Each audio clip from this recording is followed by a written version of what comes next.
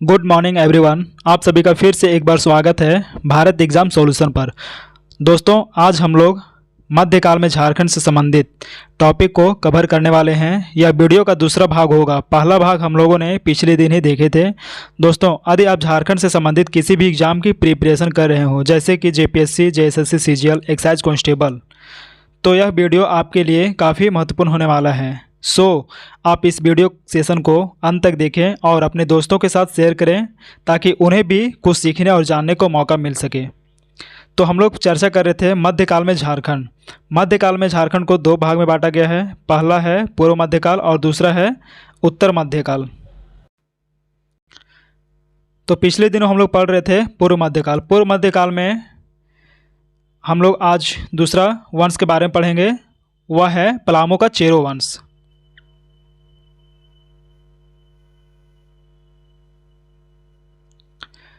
1607 ईस्वी में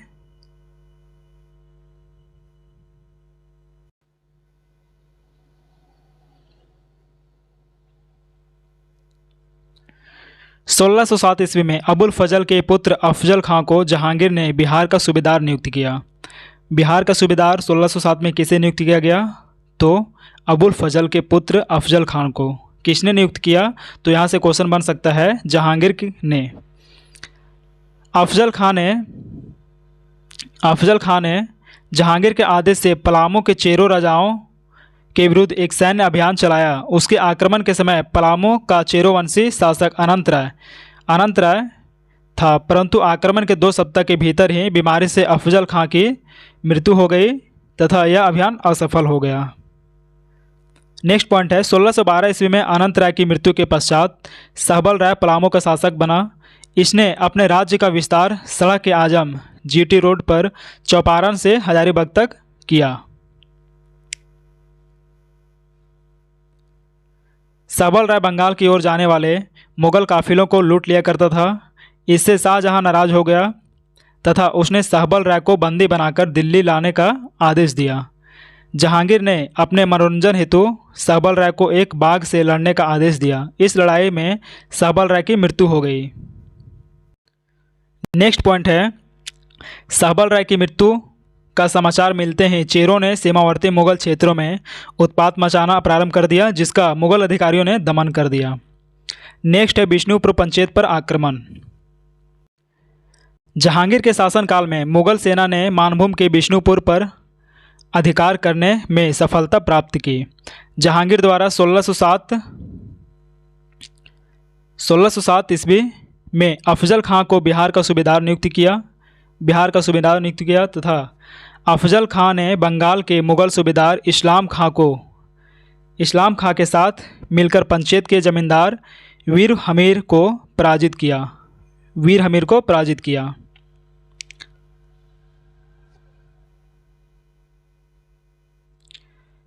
शाहजहां का नाम खुर्रम का राजमहल आगमन। खुर्रम जहांगीर का पुत्र तथा दक्षिण भारत का मुगल सूबेदार था। खुर्रम ने 1622 ईस्वी में मुगल बादशाह जहांगीर के विरुद्ध विद्रोह कर दिया तथा वर्धमान होते हुए राजमहल आ पहुंचा। खुर्रम राजमहल क्षेत्र में बंगाल के मुगल सूबेदार इब्राहिम खां के एक लड़ाई में मार दिया तथा राजमहल पर अधिकार कर लिया। बाद में मुगल बादशाह से सुलह होने के पश्चात खुर्रम पुनः दक्षिण भारत लौट गया। शाहजहां। झारखंड के संदर्भ में शाहजहां के शासनकाल का संबंध छोटा नागपुर खास नागवंश, पलामू के चेरो वंश, सिंहभूम के सिंह वंश तथा अन्य क्षेत्रीय राजवंशों से मिलता है।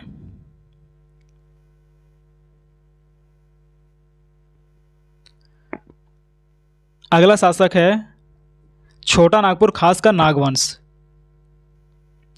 जहांगीर की बंदी से मुक्त होकर दुर्जन साल 1627 ईस्वी में अपनी राजधानी कोकरा आया तथा 1640 ईस्वी तक यहाँ शासन किया। दुर्जन साल सुरक्षा की दृष्टि से अपनी राजधानी कोकरा से दोईसा स्थानांतरित कर दी, जो लगभग 100 वर्ष तक नागवंशियों की राजधानी रहा। दुर्जन साल ने दोईसा में अनेक सुंदर भवनों का निर्माण करवाया, जिस पर मुगल स्थापत्य कला का स्पष्ट प्रभाव था। इन भवनों में नवरत्नगढ़ नामक महल,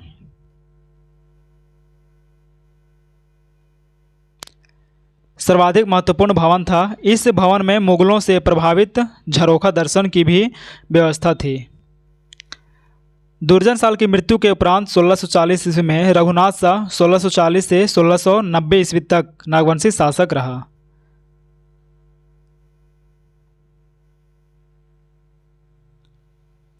रघुनाथ शाह के शासनकाल में खानजादा मुगल सैन्य अधिकारी ने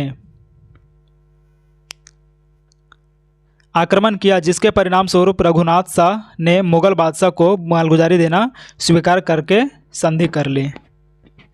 नेक्स्ट वंश है पलामू का चेरो वंश। शाहजहां के शासनकाल के समय पलामू का शासक प्रताप राय सहबल राय का उत्तराधिकारी था। यह अत्यंत शक्तिशाली एवं समृद्धशाली शासक था। 1632 ईस्वी में बिहार के मुगल सूबेदार अब्दुल खान ने पलामू क्षेत्र की मालगुजारी को 1,36,000 रुपये कर दिया, जिसे देने हेतु प्रताप राय ने लोगों से अधिकाधिक धन वसूलने का प्रयास किया। मुगलों द्वारा मालगुजारी की राशि को निरंतर बढ़ाया जाता रहा, जिसके परिणाम स्वरूप प्रताप राय ने कर देना बंद कर दिया। शाहजहां ने शाइस्ता खां को बिहार का नया सूबेदार नियुक्त किया तथा पलामू पर अधिकार करने का आदेश दिया।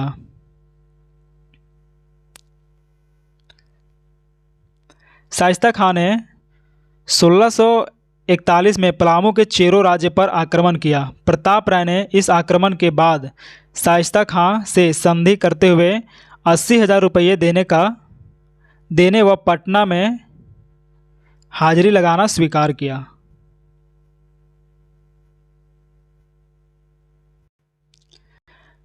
80,000 रुपये प्राप्त करके शाइस्ता खां 1642 ईस्वी में पटना लौट गया। 1642 ईस्वी में प्रताप राय ने मुगल शासक को वार्षिक मालगुजारी नहीं दिया।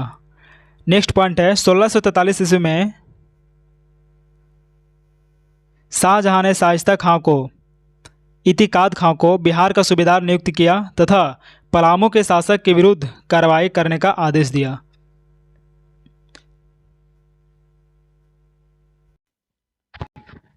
इतिकाद खां ने जबरदस्त खां को पलामू पर आक्रमण करने हेतु भेजा, परंतु मुगलों की सेना को पलामू की ओर आता देख प्रताप राय ने संधि करने हेतु प्रस्ताव भेजा।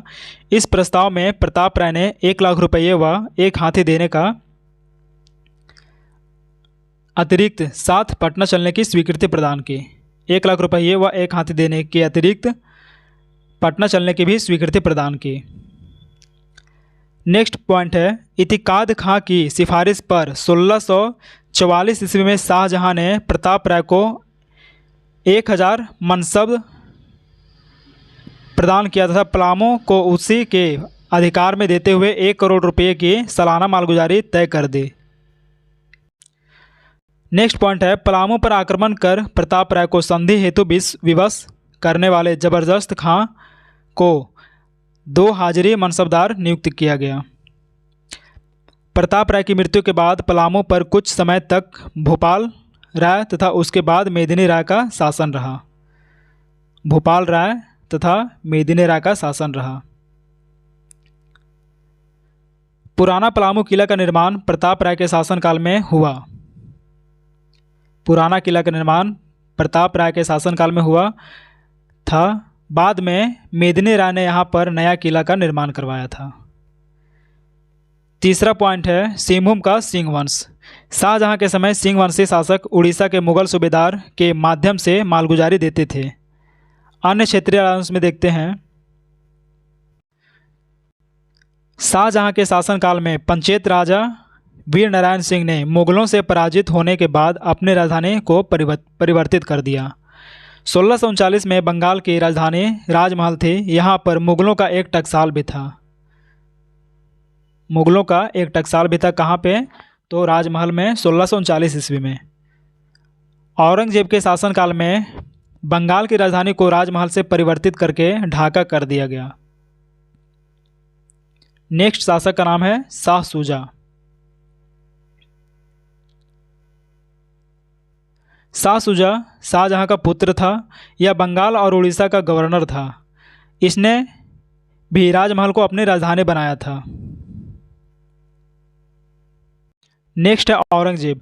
झारखंड के संदर्भ में औरंगजेब के शासनकाल का संबंध छोटा नागपुर खास के नागवंश, पलामू के चेरो वंश, सिंहभूम के सिंह वंश, नागवंश, चेरो वंश और एक सिंह वंश तथा अन्य क्षेत्रीय राजवंशों में से है।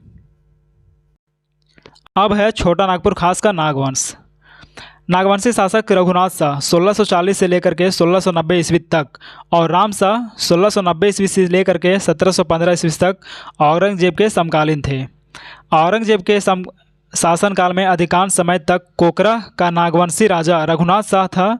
रघुनाथ शाह का धर्मगुरु ब्रह्मचारिणी हरिनाथ था।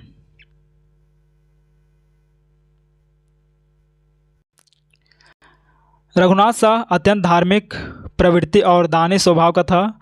रघुनाथ शाह के शासनकाल में लक्ष्मी नारायण तिवारी ने मदन मोहन मंदिर बोड़िया रांची में स्थित है का निर्माण कराया था। रघुनाथ शाह के शासनकाल में हरि ब्रह्मचारी ने रांची के चूटिया नामक स्थान पर राम सीता मंदिर का निर्माण कराया। नेक्स्ट है फ्रांसीसी यात्री टैवर्नियर के अनुसार रघुनाथ शाह के राज्य पर केवल एक बार ही मुगल आक्रमण हुआ जिससे रघुनाथ शाह को अधिक क्षति नहीं हुई। नेक्स्ट पॉइंट है औरंगजेब के शासनकाल में पलामू के चेरोवंशी राजा मेदिनी राय ने रघुनाथ शाह की राजधानी दोईसा पर आक्रमण कर व्यापक लूटपाट किया। इस लूटपाट में मेदिनी राय को पत्थर का एक विशाल फाटक प्राप्त हुआ। नेक्स्ट पॉइंट है मेदिनी राय ने पलामू के पुराने किले के समीप एक पहाड़ पर नया किला का निर्माण कराया तथा इसमें दोईसा से प्राप्त पत्थर का विशाल फाटक लगवाया। इस फाटक को नागपुर दरवाजा कहा जाता है। नेक्स्ट पॉइंट है रघुनाथ शाह के बाद राम शाह नागवंश का शासक बना जिसका मुगल बादशाह औरंगजेब के साथ सौहार्दपूर्ण संबंध था। फिर है 1692 ईस्वी में राम शाह ने औरंगजेब को 9,705 रुपये मालगुजारी के रूप में प्रदान किया। राम शाह पलामू, रीवा एवं सिंहभूम राज्यों पर आक्रमण किया था। इसने रीवा व सिंहभूम के साथ वैवाहिक संबंध स्थापित किया था। राम शाह ने अपने पुत्र एनी शाह का विवाह रीवा नरेश पुत्री से किया तथा अपने 2 बहनों का विवाह सिंहभूम के राजा जगन्नाथ सिंह के साथ किया। दूसरा वंश का नाम है पलामू का चेरो वंश। औरंगजेब के शासनकाल के प्रारंभिक काल में पलामू में चेरो राजा मेदिनी राय का शासन था। मेदिनी राय 1658 से लेकर के 1674 ईस्वी तक सर्वाधिक शक्तिशाली चेरोवंशी शासक था।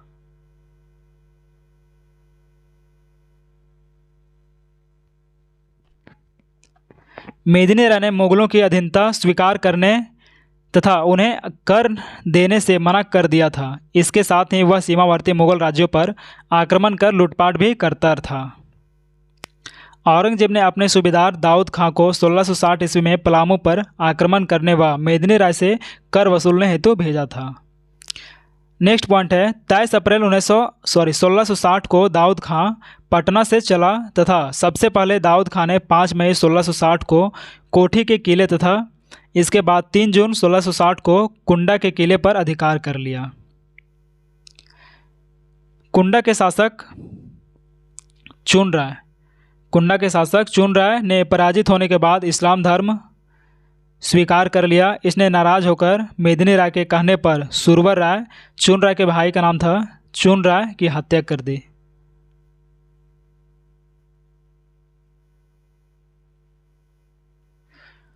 पच्चीस अक्टूबर 1660 को दाऊद खां चेरो राज्य की राजधानी की ओर आक्रमण हेतु बढ़ा तथा 3 नवंबर 1660 को तरहसी पहुंचा। मेदिनी राय ने अपने मंत्री सूरत सिंह के माध्यम से तरहसी पहुंचे दाऊद खां को संधि का प्रस्ताव भेजा। नेक्स्ट पॉइंट है दाऊद खां ने संधि के इस प्रस्ताव की सूचना औरंगजेब को भेजी तथा बादशाह का उत्तर आने तक युद्ध विराम की घोषणा कर दी। इसी बीच पलामू के राजा के कुछ लोगों ने मुगलों के एक काफिले को लूट लिया। इसने नाराज होकर दाऊद खां पलामू पर आक्रमण करने हेतु राजधानी तक आ गया। मेदिनी राय युद्ध की तैयारी करने लगा। इसी दौरान औरंगजेब ने मेदिनी राय को इस्लाम धर्म स्वीकारने और एक निश्चित दर से कर देने हेतु प्रस्ताव भेजा। इसे स्वीकार करने पर मेदिनी राय को उसके पद पर बने रहने देने का प्रस्ताव था। मेदिनी राय ने औरंगजेब का यह प्रस्ताव ठुकरा दिया तथा युद्ध की घोषणा कर दी। औरंगा नदी तट पर स्थित नए किले के समीप मुगलों के सेना तथा मेदिनी राय के बीच युद्ध शुरू हो गया। इसमें अंग्रेज़ों की सेना भारी पड़ी तथा मेदिनी राय की सेना कमज़ोर पड़ने लगी। नेक्स्ट पॉइंट है, मेदिनी राय ने किले से कीमती सामान देकर महिलाओं व बच्चों को जंगल में भेज दिया तथा स्वयं नए किले में ही रुक गया।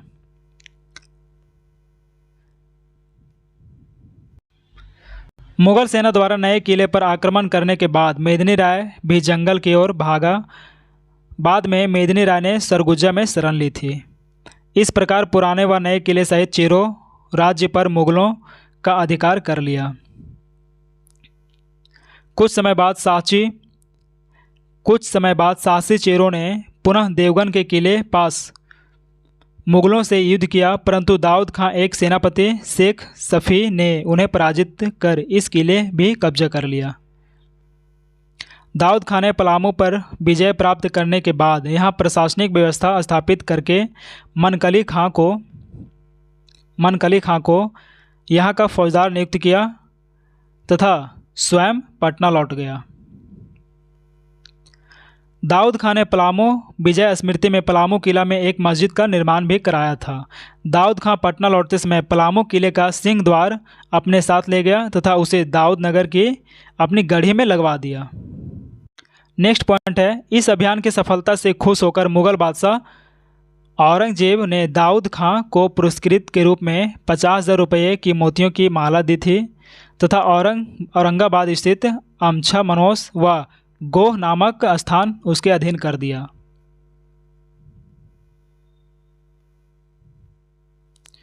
22 अगस्त 1966 को पलामू को बिहार के सूबेदार के अधीन करते हुए मनकली खां को स्थानांतरित कर दिया गया। मनकली खां के जाने के बाद मेदिनी राय सरगुजा से पुनः पलामू लौट गया तथा अपने राज्य पर अधिकार कर लिया। मेदिनी राय अपनी बुद्धिमत्तापूर्ण नीति के द्वारा शीघ्र ही पलामू राज्य की आर्थिक स्थिति को सुदृढ़ कर दिया। मेदिनी राय को न्यासी राजा की संज्ञा दी जाती है तथा मेदिनी राय शासनकाल को चेरो शासन का स्वर्ण युग की संज्ञा दी जाती है। मेदिनी राय को न्यासी राजा की संज्ञा दी जाती है तथा मेदिनी राय शासनकाल को चेरो शासनकाल का स्वर्ण युग के रूप में जाना जाता है। 1674 ईस्वी में मेदिनी राय की मृत्यु हो गई। 1674 ईस्वी में मेदिनी राय की मृत्यु हो गई, जिसके बाद पलामू पर क्रमशः रुद्र राय 1674 से लेकर के 80 ईस्वी तक, दिक्पाल राय 1680 से 1697 ईस्वी एवं साहेब राय 1697 से 1716 ईस्वी तक का शासन रहा। तीसरा पॉइंट है अन्य क्षेत्रीय राजवंश। अन्य क्षेत्रीय राजवंश में औरंगजेब के शासनकाल में हजारीबाग क्षेत्र में 5 प्रमुख राज्य रामगढ़, कुंडा, छह एवं केंदी एवं खड़गडिहा थे।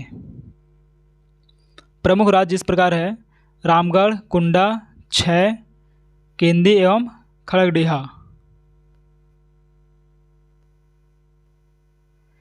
इनमें रामगढ़ सर्वाधिक महत्वपूर्ण था। इस समय वह इसके बाद 1667 से 1724 तक रामगढ़ का राजा दलेल सिंह था।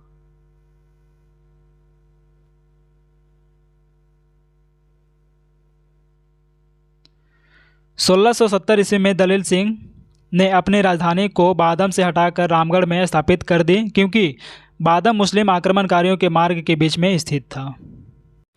नेक्स्ट पॉइंट देखते हैं। दलेल सिंह ने चाय के शासक मगर खां को पराजित कर उसकी हत्या कर दी थी। रामगढ़ राज्य के उत्तर पूर्वी भाग में खड़गडिहा अवस्थित था तथा हमेशा औरंगजेब के शासनकाल आक्रमण से बचा रहा।